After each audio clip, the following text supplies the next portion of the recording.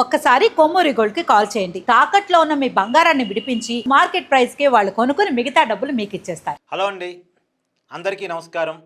నేను మీ కట్టా కార్తీక్. రెబర్ స్టార్ ప్రభాస్ నటించినటువంటి రాజా shop cinema ఈ నెల 9వ తారీఖున సంక్రాంతి సందర్భంగా రిలీజ్ కాబోతా ఉంది. అదే క్రమంలో మెగాస్టార్ చిరంజీవి నటించినటువంటి మనశంకర వరప్రసాద్ గారు ఇది 12వ తారీఖున రిలీజ్ కాబోతున్న సినిమా. ఈ రెండు సినిమాలకు సంబంధించినటువంటి నిర్మాతలు ఇలా తెలంగాణ హైకోర్టుని అప్రోచ్ అయ్యారు. వాళ్ళు అప్రోచ్ కావడానికి ఉన్న కారణం ఏంటి అంటే, వాళ్ళు పెద్ద హీరోల సినిమాలు తీశారు కాబట్టి, ఎక్కువ బడ్జెట్ పెట్టారు కాబట్టి, మా సినిమాలకు ప్రీమియర్ షోలు బెనిఫిట్ షోలకి అవకాశం ఇవ్వండి, మా సినిమాలకు టికెట్ ధరలు పెంచుకునే అవకాశం ఇవ్వండి అని తెలంగాణ హైకోర్టుని అప్రోచ్ అయ్యారు. మీ అందరికీ గుర్తుంది కదా, ఓజీ సినిమా రిలీజ్ సందర్భంగా, తర్వాత అఖండ 2 సినిమా రిలీజ్ సందర్భంగా హైకోర్టు చేసిన సంచలన వ్యాఖ్యలు.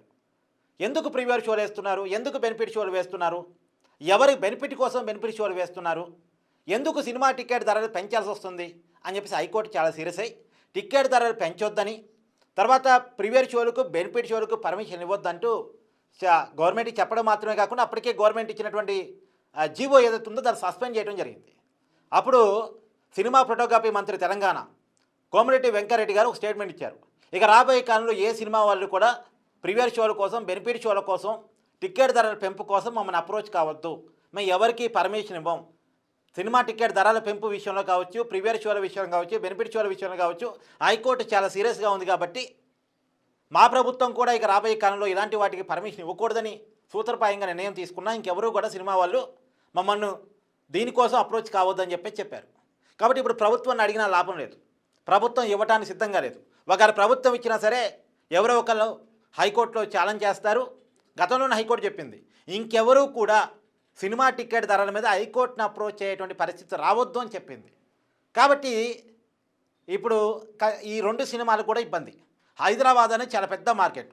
సరే, ఉన్నంతలో వెసులుబాటు ఏంటంటే ఆంధ్రాలో ప్రీమియర్ షోలు ఉన్నాయి, ఆంధ్రాలో బెనిఫిట్ షోలు ఉన్నాయి, ఆంధ్రాలో సినిమా టికెట్ ధరలు పెంచుకునేటువంటి సౌలభ్యం కూడా ఉంది.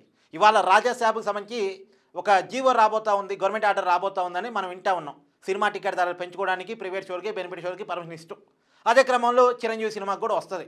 సో ఆంధ్రాలో ఇబ్బంది లేదు. సంక్రాంతి సందర్భంగా తెలంగాణలో హైదరాబాద్లో ఉన్న ఆంధ్ర వాళ్ళు కూడా దాదాపు ఆంధ్ర పోతారు కాబట్టి అక్కడ చూసేటువంటి అవకాశం ఉంది, కాదు అనేది కాదు. కాకపోతే హైదరాబాద్ పెద్ద మార్కెట్, ఎంత అవునన్నా కాదన్నా. హైదరాబాద్లో పెద్ద సినిమాలకి ప్రైవేట్ షోలకి బెనిఫిట్ షోలకి అవకాశం లేకపోతే, సినిమా టికెట్ ధరలు పెంచుకునే అవకాశం లేకపోతే వీళ్ళకి పెద్ద ఎత్తున నష్టం వస్తుంది. ఇప్పుడు ఎగ్జాంపుల్, ఒక ప్రీమియర్ షో ద్వారా 20 నుంచి 30 కోట్లు ఒక్కొక్క సినిమాకి వస్తాయి. ఆ సినిమా టికెట్ ధరల స్థాయిని బట్టి 20 నుంచి 30 కోట్లు వస్తాయి. మన 20 నుంచి 30 కోట్లు ఆ సినిమా లాస్ అయినట్టే లెక్క. తర్వాత సినిమా టికెట్ ధరలు పెంచుకునే అవకాశం లేకపోతే అది కూడా ఇబ్బందికరమే సినిమా వాళ్ళకి, వాళ్ళు పెట్టిన బడ్జెట్ రాదు. ఎందులో రాజాసాబ్ అయితే 500 కోట్లతో తీసిన సినిమా అనొచ్చు, ఎవరు తీయమన్నారు అనొచ్చు, కరెక్టే, ఆ లాజిక్ కరెక్టే. నేను గతం నుంచి ప్రశ్నిస్తున్నా, మీరు బడ్జెట్ పెట్టి తీశారు, మీరు అంత బడ్జెట్ పెట్టి తీసినప్పుడు ఆ సినిమా చాలా క్వాలిటీగా ఉండాలి, చాలా చూడబుద్ధి అయ్యేటట్టు ఉండాలి, రిపీటెడ్ ఆడియన్స్ రావాలి. రిపీటెడ్ ఆడియన్స్ వచ్చినప్పుడు మీరు 500 కోట్లే పెట్టండి, 1000 కోట్లే పెట్టండి, సినిమా వాళ్ళు చూసినప్పుడు డబ్బులు వస్తాయి. అంతేగాని సినిమా బాగుందో లేదో తెలిసేలోపే ధరలు పెంచడం ద్వారా డబ్బులు రాబట్టుకోవాలనేటువంటి తీరు తప్పు, డబ్బులు రాబట్టుకోవాలనే తీరు తప్పు. మీరు బడ్జెట్ పెట్టుకొని ఆ బడ్జెట్ కూడా ఎలా పెంచుతారనుకోండి, సగం బడ్జెట్ హీరోకి, తర్వాత ఇంకెక్కువ బడ్జెట్ డైరెక్టర్కి, హీరోయిన్కి, ఈ ముగ్గురు నలుగురికే మొత్తం సినిమా బడ్జెట్ అంతా పోయి సినిమా బడ్జెట్లో 70-80% అదే.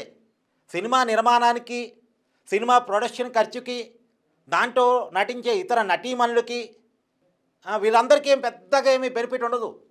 సినిమా ఒక 500 కోట్లు అయిందంటే దాంట్లో ఒక 350 కోట్ల రూపాయలు లేదా 400 కోట్ల రూపాయలు కేవలం రెమ్యునరేషన్స్, మళ్ళీ వాళ్ళు కల్పించే సౌకర్యాలకి వెళ్ళిపోయింది. హీరోకి, హీరోయిన్కి, డైరెక్టర్కి, కొద్దిగా పెద్ద నటులు ఇంకెవరన్నా ఆ సినిమాలు ఉంటే వాళ్ళకి, అంతటితో అయిపోయింది. వాళ్ళతోనే 70-80% బడ్జెట్ అయిపోయింది.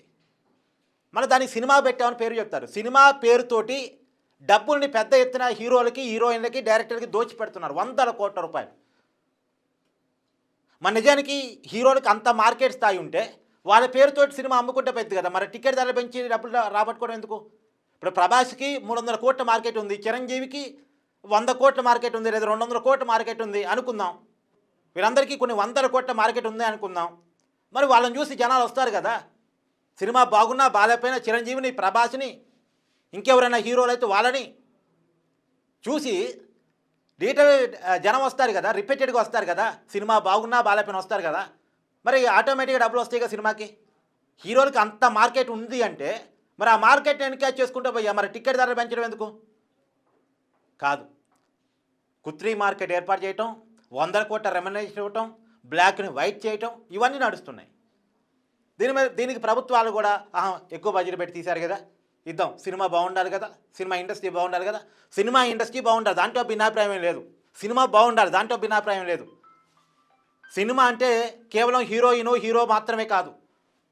సినిమాలో కథ ఉండాలి, కథలో ఉన్న పాత్రలందరికీ ఇంపార్టెన్స్ ఉండాలి. వాళ్ళందరికీ సినిమా ఇండస్ట్రీ, సినిమా ద్వారా బతికే వాళ్ళందరికీ కూడా మంచి జరగాలి. కానీ 500 కోట్లు బడ్జెట్ పెట్టి మొత్తం వీళ్ళకే దోచిపెడితే అది కాదు సినిమా అంటే. దానికోసం జనాల నెత్తి మీద, జనాల జేబుల్లోకి చిల్లు పెట్టేటువంటి ప్రయత్నం కరెక్ట్ కాదు. దీన్నే హైకోర్టు చెప్పింది. సో కాబట్టి 2 సినిమాలకు సంబంధించిన వాళ్ళు, నేను మాట్లాడింది చిరంజీవి గారి అభిమానులు, ప్రభాస్ గారి అభిమానులు హట్ కావచ్చు, కానీ వీళ్ళిద్దరి కోసమే నేను చెప్పలే. ఏ హీరో అయినా నేను ఇంతే చెప్తా, మన జనాన్ని దోచుకుంటున్నారు సినిమా పేరుతోటి, అది తప్పు అంట నేను. సినిమా టికెట్ ధరలు థియేటర్లకి ఫ్యామిలీతో కలిసి వెళ్ళాలంటే వేలాది రూపాయలు ఖర్చు అవుతుందండి. సామాన్యులు భయపడే పరిస్థితి వచ్చింది. ఎందుకు ఐబొమ్మ రవికి అంత మద్దతు వచ్చింది అరెస్ట్ అయినప్పుడు? ఒక పైరసీ చేసిన వ్యక్తికి ఎందుకు మద్దతు వచ్చింది? మద్దతు రావడానికి ఉన్న కారణం సినిమా టికెట్ రేట్ విపరీతంగా ఉంటాం, సినిమా థియేటర్లో తిని బండారు కాలం నుంచి మొదలుపెట్టి మొత్తం దోపిడీ విపరీతంగా ఉంటాం. ఒక ఫ్యామిలీ సినిమాలు చూడాలంటే వేల కోట్ల రూపాయలు వసూలు చేసే పరిస్థితి ఉండటం వల్ల ఒక పైరసీ వ్యక్తికి విపరీతమైన మద్దతు వచ్చింది. ఇది రియాలిటీ. సో మీ అభిప్రాయాన్ని కూడా కామెంట్ రూపంలో తెలియజేయండి. Thank you.